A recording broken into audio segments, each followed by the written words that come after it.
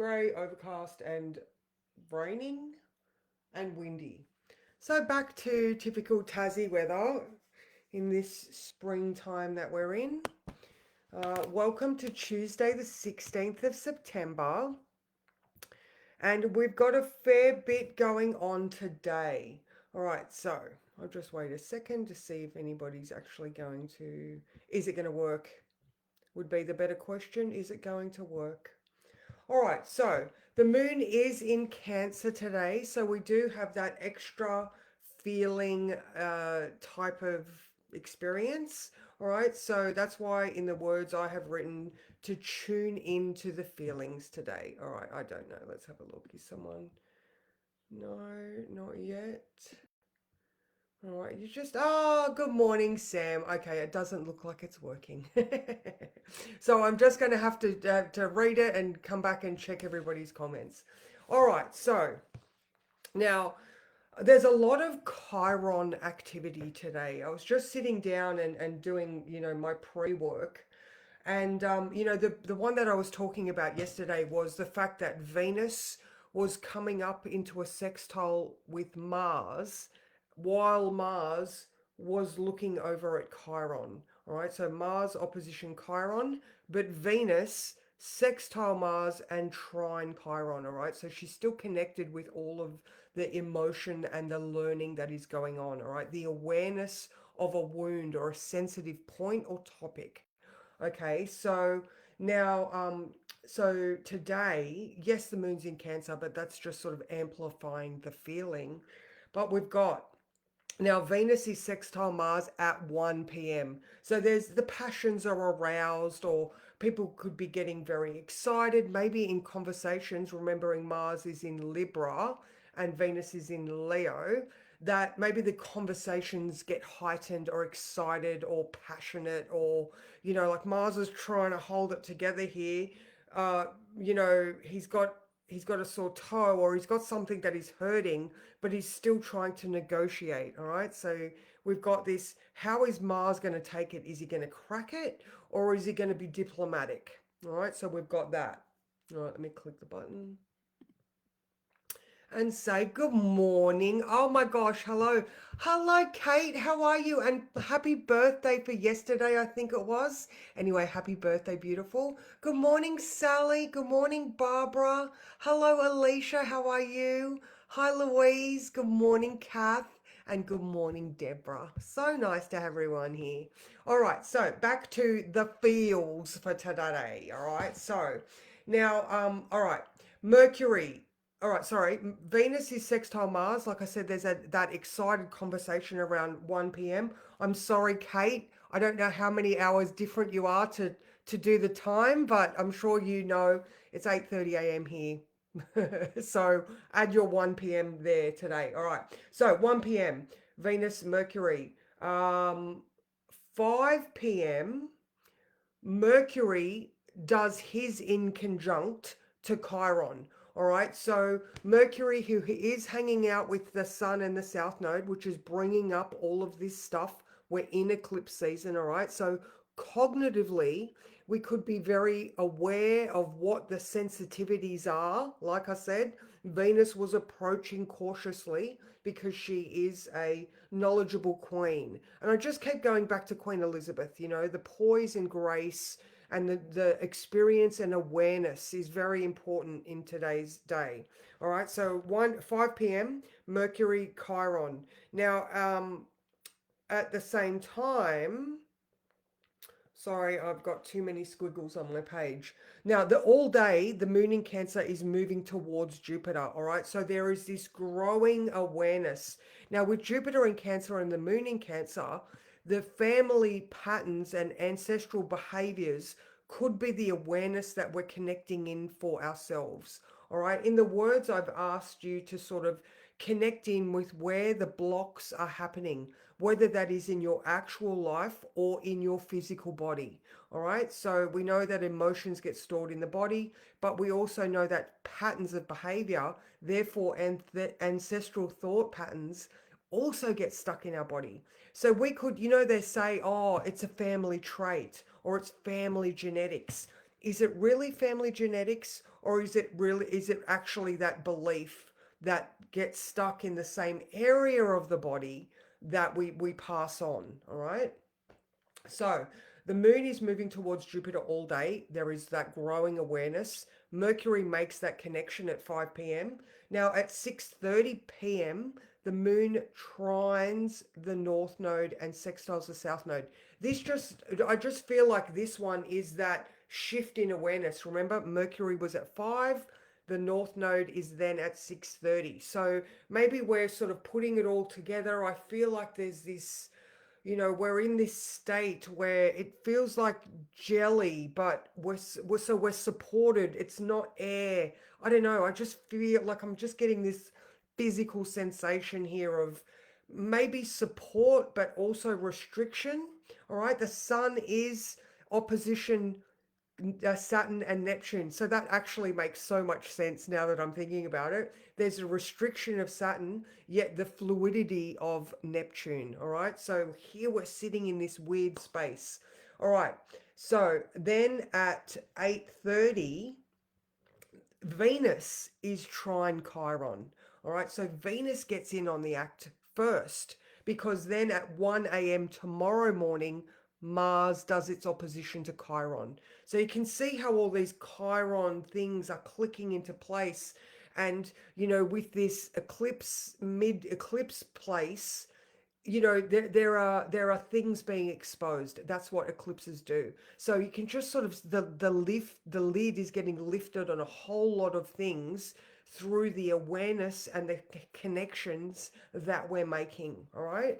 So hence how you address matters today are really, really important. And just right then I sort of got oh yeah, because if you're in a family or home situation, all right, moon in Cancer, you are also teaching the next generation how to deal with things. All right. So there's always little eyes watching. There's always people watching. All right. So and taking cues from your behavior. All right. So whether that's in a workplace or, like I said, it's in your home, and there's little kids around and they are watching their parents interact, and they're like, oh, this is normal relationship behavior. All right. So maybe we can take a step back and go, actually, that's my parents' behavior because they got that from their parents. So maybe we can stop in the moment, have a look at what everybody is going through and go, oh, okay. He's dealing with it. He's dealing with his hurt the way that he knows how to do that. Yet I have this greater awareness that the universe is at play. All right, so I've just let me stop and say hello. Oh, hello, Sean. Hi, Linda. Oh, it okay. The chat worked, but it's still showing as not working. All right. So, how does that feel for everyone? I mean, like seriously, there is so much sensitivity in the air. So yeah. So now, what did I write? Okay, so that the I'm sorry, the Venus Mars, all right? So whether this is specifically you dealing with a partner, all right, whether you're male or female, or we're looking at that dominant and receptive energy. Recent upsets have unsettled you, but it's caused a change of heart, all right? So if you are in this subliminal in between space, then seeking out good counsel is another one that we can look for, because there's this is the Chiron journey for us people. This is us getting to our 50s and being able to see our what we've done thus far and how we can help people in the future, because we have self-awareness and we can put stories together without malice as well. There's this, there's definitely memories, and forgiveness is another note that I have put here. And whether that forgiveness is on you or on the other person, all right? It's really important to note that if you have behaved in a way previously that warrants an apology on your part, then that is something that you should not be shamed into not doing. All right, that didn't come out right. You know what I mean? Like, if you've done something wrong, then put your hand up and say, I'm sorry. I didn't know any better, and now I do. All right, so there's definitely that factor here as well, because, if we're trying to negotiate Mars in Libra, then there has to be someone big enough and brave enough to go, oh, fuck, I got it wrong. I'm sorry.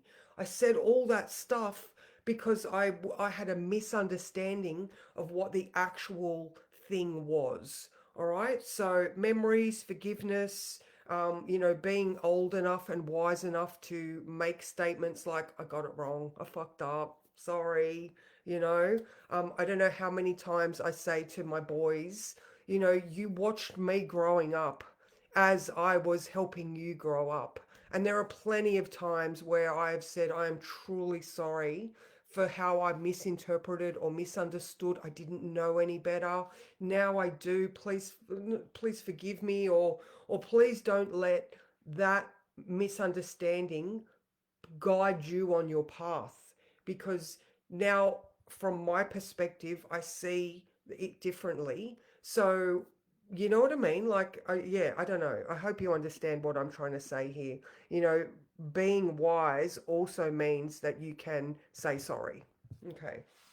So so that was pretty much it. All right. So that moon conjunct Jupiter is at 10 p.m. So this wisdom and understanding is growing throughout the day. It is very family focused. It is very ancestral behavior. Like I said, these upsets and understandings in this weird Saturn Neptune restrictive fluidity place is sort of buffering us a bit. So after 7 there is a square to Mars, all right, and after 8 there is a square to Chiron, all right. So that moon gets to that T square point where it's connecting to the Mars Chiron aspect. So here's another point where that moon in Cancer gets to connect in with the hurt and go, oh, okay, how am I going to address this now? Am I going to crack it like a Mars square would, or am I going to stand up and be brave and courageous and actively heal any of these wounds of the individual that I can with nurturing? Okay. So 5 p.m. Mercury in conjunct Chiron, that shift in adjustment. Then 6:30, that north node. Oh, okay, I get it. All right, well, maybe I can turn this way, or maybe I can address it that way. And then that Venus trine Chiron at 8:30, which is good because that's probably going to um, influence the experience more than that square to Mars Chiron, just because of all the things that are sort of becoming aware. And then that Mars opposition Chiron at 1 a.m. tomorrow. That's a lot. That's a lot, and all the feels. Just, like I said, get wise counsel if you can. You know, how you're addressing this is so important. Okay, so let's draw a card from my new deck. All right, Daniel and Emily gave me a beautiful credit, and so I have bought the Mythic Tarot because it was also done by Liz Green, who is an amazing astrologer. So I was like, ooh. All right, so they are a normal deck of cards. They just came in a gigantic box. So I did do myself a little reading yesterday. So this is the first time that these cards are being used in the live. So that's nice. All right, so what card are you going to give us to summarize all of this?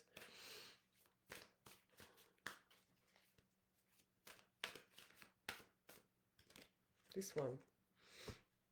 Ooh, Page of Cups. That looks like narcissist, not narcissist. What's his name? All right, so because these are the Mythic Tarot, that's it's a chalice, it's a grail. All right, so Page of Cups. Let's have a look. 9, 10 page. All right.